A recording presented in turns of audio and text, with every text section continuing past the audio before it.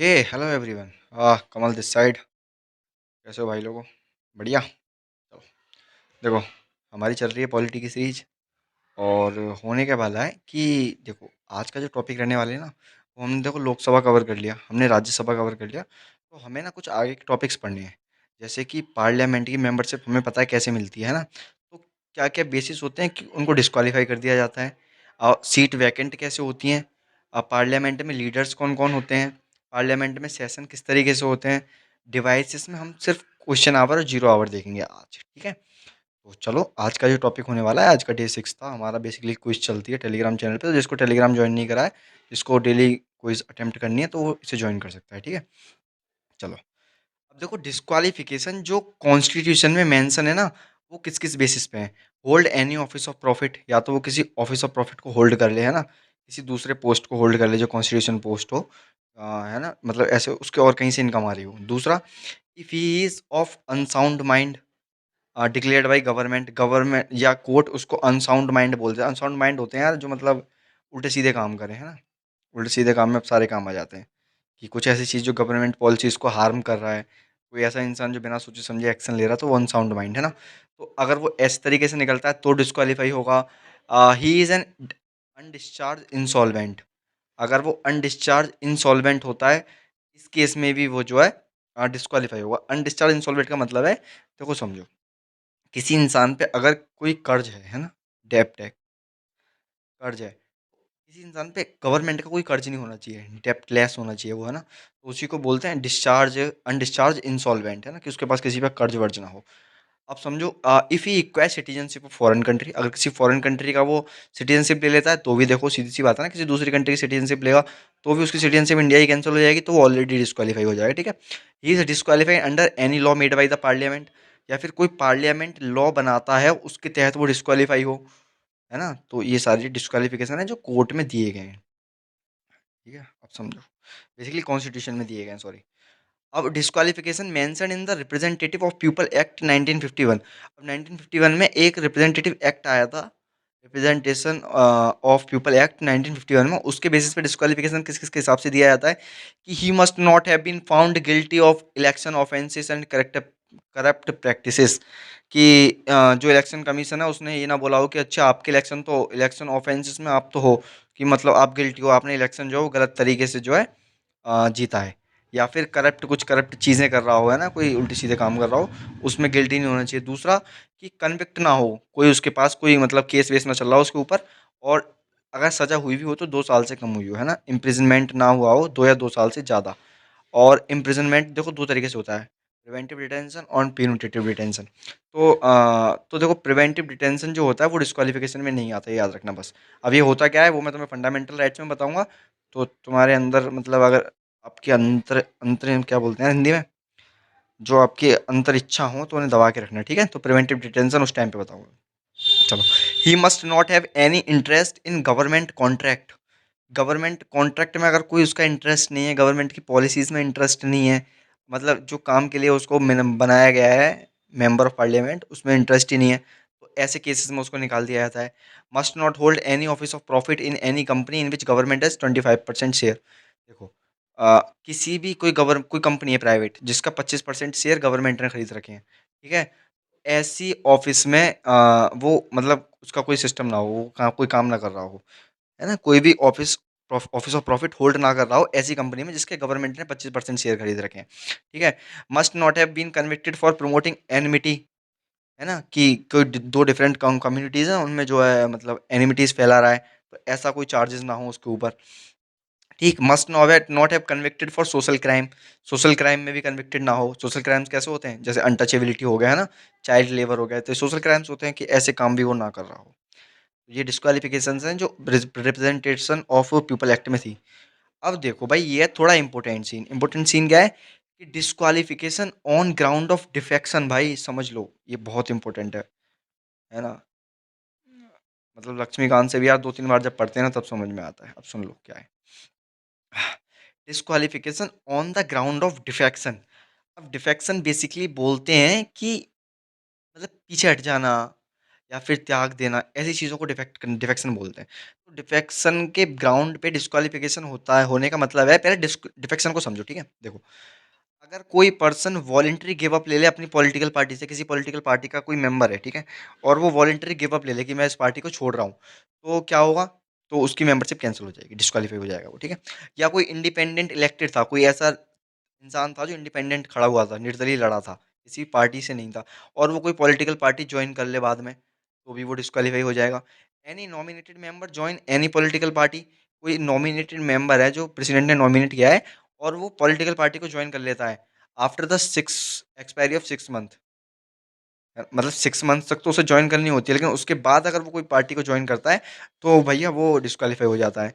He votes abstain from voting in the parliament contrary to discretion of party, किसी अपनी party के against में vote डालता है ना, इन केसेस में इन्हें बोलते हैं डिफेक्शन, डिफेक्शन के ग्राउंड पे। तो अगर इन चीज़ों का होता है, ये पहले डिफेक्शन दिया किसमें? डिफेक्शन दिया 10th शेड्यूल में, है ना, जो 10th शेड्यूल है हमारा, उसमें दिया है। तो एक चीज याद रखना कि अगर disqualification on the ground of defection होगा तो कौन करेगा डिस्क्वालीफाई? चेयरमैन करेंगे राज्यसभा का, राज्यसभा के केस में, और स्पीकर भैया करेंगे लोकसभा के केस में।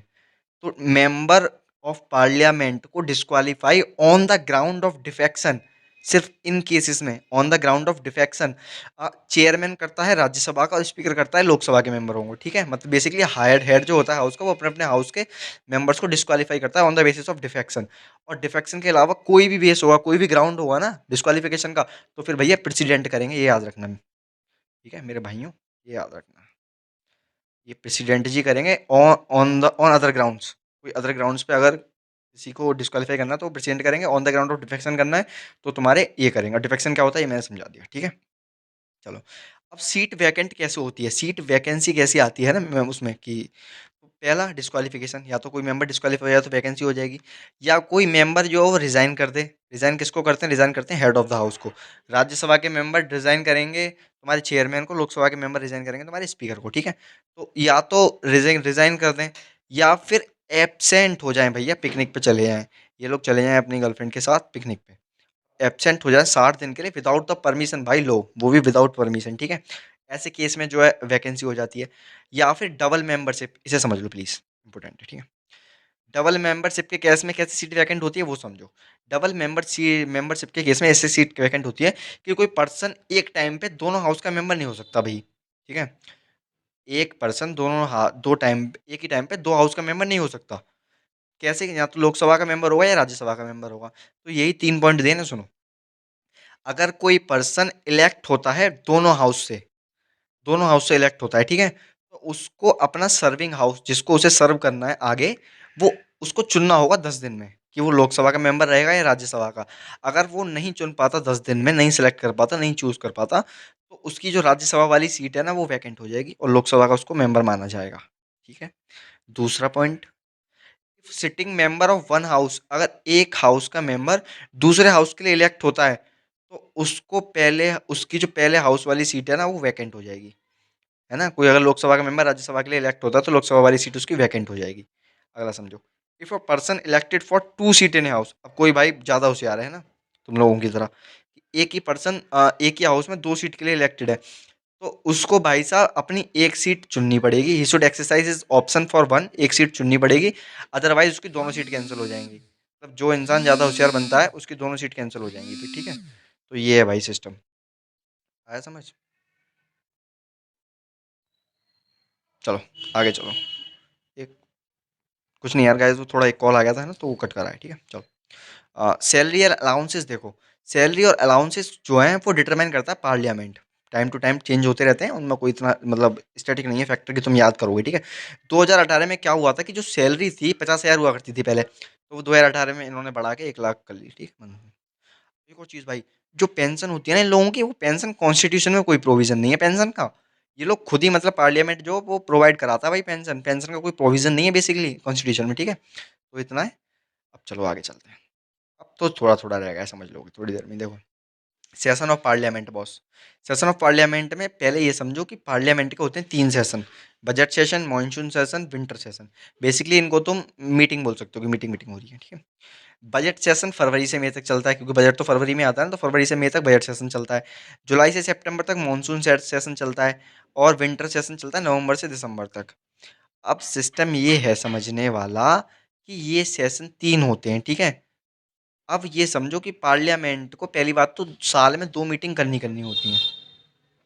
पहले पार्लियामेंट को साल में 2 मीटिंग करनी होती हैं, ठीक है। अब चलो, अब स्टार्ट करते हैं। पहले समझो सम्मनिंग क्या होता है। सम्मन्स बोलते हैं ना, कि सम्मन आगे गाँव में बोलते हैं, तो बेसिकली वो सम्मनिंग क्या होता है। It's a president call to start a session. एक सेशन की जब पहली मीटिंग होती है, उस पहली मीटिंग में जब प्रेसिडेंट कॉल करते हैं, सब लोगों को बुलाते हैं कि चलो भाई आओ मीटिंग होगी, उसको बोलते हैं सम्मन, ठीक है। President call to start a session, इसको बोलते हैं सम्मनिंग, ठीक है। अब कितना टाइम होना चाहिए 2 सेशंस के बीच में? तो भाई मैक्सिमम 6 महीने हो सकते हैं। क्यों? क्योंकि पार्लियामेंट को 3 मीटिंग्स तो मतलब पार्लियामेंट को एटलीस्ट 2 बार तो मिलना ही होता है। पार्लियामेंट को अपनी जो मीटिंग होती है वो साल में 2 बार करनी होती हैं। जब साल में 1 साल में 2 मीटिंग होंगी तो उनमें मैक्सिमम गैप कितना हो सकता है? 6 महीने, है ना? तो 3 सेशन होते हैं, 3 में से 2 बार ये मिलते ही मिलते हैं, और तीसरा वाला इनके ऊपर डिपेंड होता है। ठीक है? अब समझो, समझो सेशन और रिसेस में अंतर समझो। समझ रहे हो मेरी बात? सेशन और रिसेस में अंतर समझो। देखो, period between one sitting and it's prorogation. पहली सिटिंग, मान लो कि फरवरी में बजट सेशन स्टार्ट हुआ 1 फरवरी से, ठीक है। तो 1 फरवरी से लेके पहली सिटिंग से लेके उसके प्रोरोग होने तक, मई तक जो टाइम होता है उसे बोलते हैं सेशन। प्रोरोग का मतलब होता है टर्मिनेट कर देना, खत्म, कि अब सेशन जो खत्म हो गया, है ना, तो इसे बोलते हैं प्रोरोगेशन। और प्रोरोग करता कौन है? प्रेसिडेंट करते हैं। मैं आगे बताऊंगा, टेंशन मत लो। बस ये समझो कि फरवरी से मई तक चल रहा है ना बजट सेशन, तो फरवरी की पहली डेट से लेके मई की लास्ट डेट तक इसे बोलते हैं सेशन। तो इसको इंग्लिश में क्या बोलेंगे? The period between first sitting and it's prorogation, prorogation तक, ठीक है। अब रिसेस क्या होता है? पीरियड बिटवीन प्रोरोगेशन, है ना, कि मान लो मई से लेके, और अगला सेशन कब होगा? मॉनसून सेशन जुलाई में, तो मई से लेके जुलाई तक का जो पीरियड होता है ना उसे बोलते हैं रिसेस। तो period between prorogation and it reassembly in new session. New session में रीअसेंबल हो वो, और प्रोरोगेशन के बीच का पीरियड जो होता है उसे रिसेस बोलते हैं। ठीक है जी, पहलवानों, 1 मिनट दो, इसकी थोड़ा मैं ब्राइटनेस बढ़ा लूँ पहले। ठीक है, चलो आओ।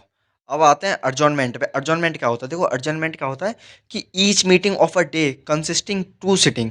जब एक दिन में ये मीटिंग करते हैं ना, तो इसमें 2 सिटिंग होती हैं। पहली सिटिंग को बोलते हैं मॉर्निंग सिटिंग।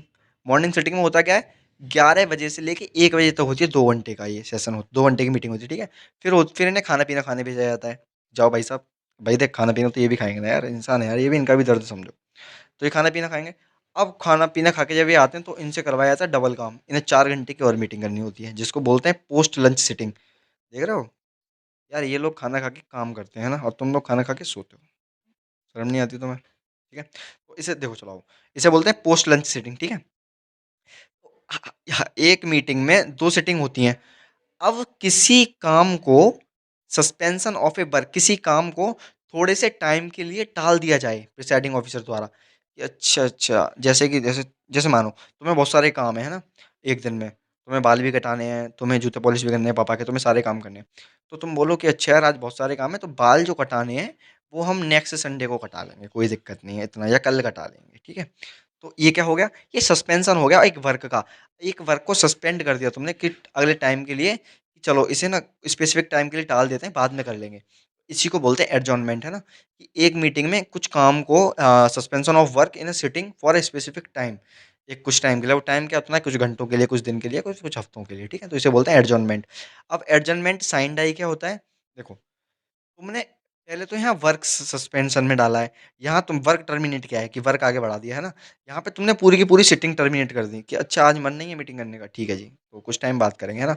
इंडेफिनिट पीरियड के लिए तुमने सिटिंग टर्मिनेट कर दी, उसे बोलते हैं एडजॉर्नमेंट साइन डाई। और एडजॉर्नमेंट साइन डाई करता कौन है? प्रिसीडिंग ऑफिसर, ठीक है। प्रोरोग कौन करता है? प्रोरोग करते हैं प्रेसिडेंट, अभी बता के आए हूँ भाई, याद रखना। एडजॉर्नमेंट साइन डाई करते हैं तुम्हारे प्रिसाइडिंग ऑफिसर, और प्रोरोग करते हैं तुम्हारे प्रेसिडेंट। और प्रोरोगेशन होता क्या है? वही यार बता तो दिया, सिटिंग सेशन को टर्मिनेट करना, पूरा सेशन सेशन खत्म कर देना एंड में। या फिर प्रोरोगेशन में सिटिंग भी टर्मिनेट हो जाती है, ठीक है, तो ये याद रखना। चलो, अरे यार होशियार बच्चों तुम, आ जाओ। अब देखो, अब लीडर्स पढ़ लेते हैं, कुछ इंपॉर्टेंट लीडर्स होते हैं पार्लियामेंट में, वो पढ़ लो। ठीक है, जल्दी जल्दी फटाफट फटाफट आओ। लीडर ऑफ द हाउस बोलते हैं प्राइम मिनिस्टर को, और प्राइम मिनिस्टर अगर लोकसभा के मेंबर हैं तो इनको लीडर ऑफ द हाउस बोलेंगे। अगर ये लोकसभा के मेंबर नहीं है, ये राज्यसभा के मेंबर है, तो होगा क्या भैया, होगा ये कि ये जो है लोकसभा में से एक इंसान को अपॉइंट करेंगे जो लीडर ऑफ द हाउस बनेगा, और वही लीडर ऑफ द हाउस बाद में फिर डेप्यूटी लीडर चुनता है। क्या समझे? समझे ये कि भैया प्राइम मिनिस्टर जो है, अगर वो लोकसभा का मेंबर है तो वो लीडर ऑफ द हाउस बन जाएगा ऑटोमेटिक, और अगर वो लोकसभा का मेंबर नहीं है तो वो लोकसभा में से एक इंसान को अपॉइंट करेगा as a leader of the house. आ गया समझ में? ऐसे ही लीडर ऑफ द अपोजिशन होता है, कि लीडर ऑफ द अपोजिशन क्या है, कि लार्जेस्ट जो अपोजिशन पार्टी होती है, जिसकी टोटल स्ट्रेंथ में से 1/10 सीट आई हो। लार्जेस्ट अपोजिशन पार्टी कौन सी होती है, कि टोटल स्ट्रेंथ में से अगर 100 सीट हैं, 100 में से 10 सीट आई है, वो लार्जेस्ट अपोजिशन पार्टी होती है, 10 से ज़्यादा सीट आई हैं। तो लार्जेस्ट अपोजिशन पार्टी का ही जो लीडर होता है उसे लीडर ऑफ द अपोजिशन बोलते हैं, ठीक है। और उसी को यूएस में माइनॉरिटी लीडर बोलते हैं, क्योंकि मेजोरिटी में तो रूलिंग पार्टी होती है, ठीक है। और इसका रोल क्या होता है लीडर ऑफ द अपोजिशन का, कि provide a constructive criticism of policies of government, कि गवर्नमेंट को बेसिकली यार कि किसी को टाइट करके रखना होता है ना, जैसे घर में तुम कोई काम करते हो, पापा होते हैं तुम्हारे ऊपर, तो ऐसे ही जब गवर्नमेंट जो है पॉलिसीज बनाती है, तो उन पॉलिसीज के बारे में पूछना, क्वेश्चंस करना कि अच्छा ये ऐसे होगा, ये ऐसे होगा, तो इनका क्रिटिसाइज करना, ये सारी चीज़ें रोल होता है अपोजिशन के लीडर का, ठीक है। अब ये समझो कि लीडर ऑफ द हाउस और लीडर ऑफ द अपोजिशन भाई कहीं भी कॉन्स्टिट्यूशन में मेंशन नहीं है, ये मेंशन है in the rule of the house, है ना। हाउस की रूल बुक होती है ना, अलग रूल बुक होती है, उसमें मेंशन है, कॉन्स्टिट्यूशन में मेंशन नहीं है। देखो, जैसे यार हमारे यहाँ कैबिनेट होती है ना रूलिंग पार्टी की, ऐसे ही ब्रिटिश पॉलिटिकल सिस्टम में ना एक कैबिनेट होती है जहाँ पे इनके मेंबर्स वगैरह होते हैं। मतलब पोजीशन पार्टी की भी, जो पार्टी हारी हुई होती है पोजीशन में, उसका भी कैबिनेट होता है, उसे बोलते हैं शैडो कैबिनेट। तो एक ये थोड़ी टर्म अच्छी लगी थी मेरे को, तो मैंने डाल दिया है ना, तो तुम लोग पढ़ लेना कहाँ पे है ये ब्रिटिश पॉलिटिकल सिस्टम में शैडो कैबिनेट, अपोजिशन के कैबिनेट को बोलते हैं, ठीक है। अब देखो व्हिप क्या होता है। देखो भैया व्हिप कोई नहीं होता, जैसे तुम्हारी क्लास में 2 सेक्शन होते थे, दोनों सेक्शन में अलग-अलग टीचर होता था जो अटेंडेंस लगाता था, तो वही होता है। अब ये भाई साहब ना तो कॉन्स्टिट्यूशन में मेंशन्ड है, ना ही रूल ऑफ हाउस में मेंशन है, ठीक है? तो ये बेसिकली एक पर्सन होता है जो अटेंडेंस मार्क करने के लिए अपॉइंट किया जाता है। रूलिंग पार्टी अपना अलग व्हिप होती है, व्हिप होता है रूलिंग पार्टी का, और अपोजिशन पार्टी का अपना अलग व्हिप होता है, ठीक है? तो ये याद रखना, भाई साहब रूलिंग पार्टी और अपोजिशन पार्टी के अपने खुद के व्हिप होते हैं, जो अटेंडेंस मार्क करते हैं इनकी। अब आओ, देखो सिस्टम क्या है, सिस्टम समझो डिसोल्यूशन का। देखो लोकसभा होती है डिसॉल्व, राज्यसभा डिसॉल्व होती नहीं है, लोकसभा होती है डिसॉल्व, राज्यसभा डिसॉल्व होती नहीं है, ऊपर बता चुका हूँ, लोकसभा राज्यसभा वाली वीडियो देख लेना, ठीक है। डिसॉल्व लोकसभा दो तरीके से होती है, एक तो ऑटोमेटिक होती है 5 साल बाद, एक होती है जी जब दादाजी करते हैं, तुम्हारे तुम्हारे जो प्रेसिडेंट होते हैं बेसिकली वो लोग करते हैं, है ना। जो आंटी जी करते हैं, तुम्हारी जो आंटी है ना, क्या नाम है इनका, द्रौपदी मुर्मू जी, ये करते हैं तब। अब समझो when Lok Sabha dissolve all the policies और बिल लैप्स, जब देखो लोकसभा डिसॉल्व होती है ना, तो उसमें जितनी भी पॉलिसी, जितने भी बिल पेंडिंग में होते हैं वो लैप्स कर जाते हैं, है ना, और फिर वो री इंट्रोड्यूस किए जाते हैं जब नई लोकसभा आ जाती है। अब ये समझो कि क्या क्या हर कंडीशन में जो बिल है वो लैप्स होगा, या हर कंडीशन में लैप्स नहीं होगा, तो वो समझ लो किस कंडीशन में लैप्स होता है, किस में नहीं होता। एक बिल पेंडिंग है लोकसभा में, whether originated in Lok Sabha and transfer to Rajya Sabha, चाहे ओरिजिनेटेड लोकसभा में हुआ है चाहे ट्रांसफर हुआ है राज्यसभा में, अगर वो पेंडिंग है लोकसभा में तो वो लैप्स कर जाएगा, खत्म हो जाएगा। Bill pending in Rajya Sabha when passed by Lok Sabha, bill अगर राज्यसभा में पेंडिंग है और पास्ड कर दिया था लोकसभा ने, तो भी वो लैप्स कर जाएगा, खत्म हो जाएगा, ठीक है। Bill not passed by two house due to disagreement, अब बिल किसी भी हाउस से पास नहीं हुआ था क्योंकि डिसएग्रीमेंट हो रहा था, तो डिसएग्रीमेंट के केस में जो प्रेसिडेंट साहब हैं वो बुलाते हैं जॉइंट सिटिंग, है ना। और डिसोल्यूशन से पहले जॉइंट सिटिंग बुलाई गई थी, अब इस केस में बिल जो लैप्स नहीं करेगा, ठीक है, याद रखना। Bill pending Rajya Sabha, bill Rajya Sabha में पेंडिंग है, और जबकि लोकसभा ने उसे पास नहीं किया, बेसिकली राज्यसभा का ही बिल था जो राज्यसभा में अभी पेंडिंग है, और लोकसभा ने उसे पास नहीं किया, तो भी बिल लैप्स नहीं करेगा, ठीक। Bill passed by both house, bill दोनों हाउस से पास है, लेकिन प्रेसिडेंट का असेंट नहीं मिला उसे भाई, है ना, तब भी बिल लैप्स नहीं करेगा, ठीक है। Bill passed by both house, bill दोनों हाउस से पास है, लेकिन प्रेसिडेंट ने उसे री रिकमेंडेशन के लिए डाल रखा है, रिकंसिडरेशन के लिए डाल रखा है, कंसिडरेशन कर लेना यहाँ पे, रिकंसिडरेशन के लिए डाल रखा है, तब भी बिल लैप्स नहीं करेगा। तो मेरे भाइयों ये 4 कंडीशन याद रखना जिनमें बिल लैप्स कर नहीं करता, और जिनमें बिल लैप्स करता है, 2 कंडीशन ऊपर हैं, ठीक है। हाँ भाई चलो, तो देखो क्वेरम समझो, क्वेरम मैं तुम्हें बता चुका हूँ बेसिकली, कि 1/10 मेंबर चाहिए होते हैं मीटिंग करने के लिए, है ना। तो अगर 100 लोगों का कोई हाउस है, उसमें से कितने लोग चाहिए, 10 लोग चाहिए तुम्हें मीटिंग करने के लिए। तो भाई यार लोकसभा में कितनी सीट्स हैं, 550, तो कितने कितने का क्वेरम चाहिए, 55 मेंबर्स का, 10 से डिवाइड कर दो। और राज्यसभा में कितनी सीट्स हैं, 250, तो कितने का क्वेरम चाहिए, 25 मेंबर का। ठीक है, तो इतने लोग होना चाहिए मिनिमम जब मीटिंग होगी तुम्हारी। आगे समझ। अब समझो कि कॉन्स्टिट्यूशन में कौन कौन सी लैंग्वेजेस दी हैं, कौन कौन सी जो लैंग्वेज हैं वो तुम्हें दी हैं, जिसमें तुम बातें कर सकते हो बेसिकली, तो अपना जो काम है वो कर सकते हो। तो कॉन्स्टिट्यूशन ने दो लैंग्वेज दे रखी है, हिंदी और तुम्हारी इंग्लिश।